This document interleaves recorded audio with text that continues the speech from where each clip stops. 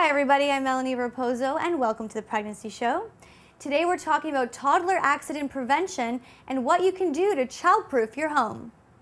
What are some accident prevention tips that you can provide for infants? Okay, certainly for infants, well, we go back to certainly the sleep environment again, the crib, the playpen, anywhere where baby might be spending time. The changes that have happened over the years, for example, the position where we used to put baby down for sleep. We used to put babies down in an almost face-down position. There was a lot of worry about them regurgitating their food, their fluids. Seems that's less of an issue than was once thought, okay. But it appeared through the research that it was a concern that a sheet, for example, anything, could touch the baby's face, could stimulate what's called the diving reflex. So when we dive into water, we automatically stop breathing, whether we realize it or not. Could be stimulated in some infants if they stop breathing.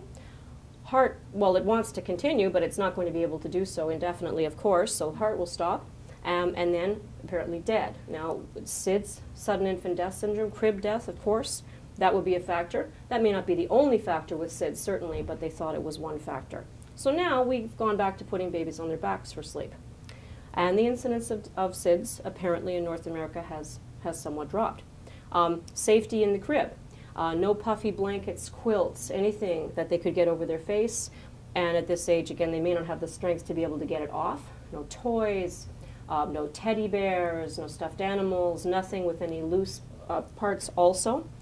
Even bumper pads are being, of course, questioned.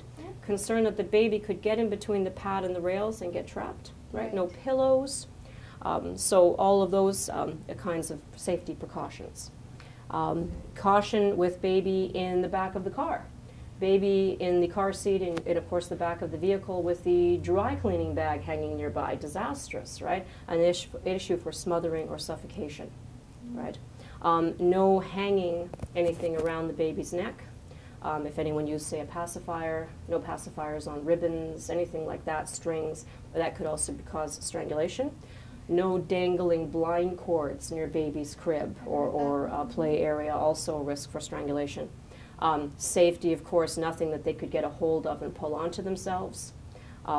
Imagine a baby in the high chair, for example, or again, maybe a slightly older baby who could reach over and grab something and pull it onto themselves or knock themselves over, right? So those are all concerns. As they start to crawl, right? Depending on the age, complete and total baby-proofing of your home. And it's good to keep in mind, you can have the most child-proofed environment in the world, but if someone comes in who doesn't know the routine, leaves the cupboard door open, leaves their purse lying open on the floor for a toddler, for example, to get into, could have a disaster.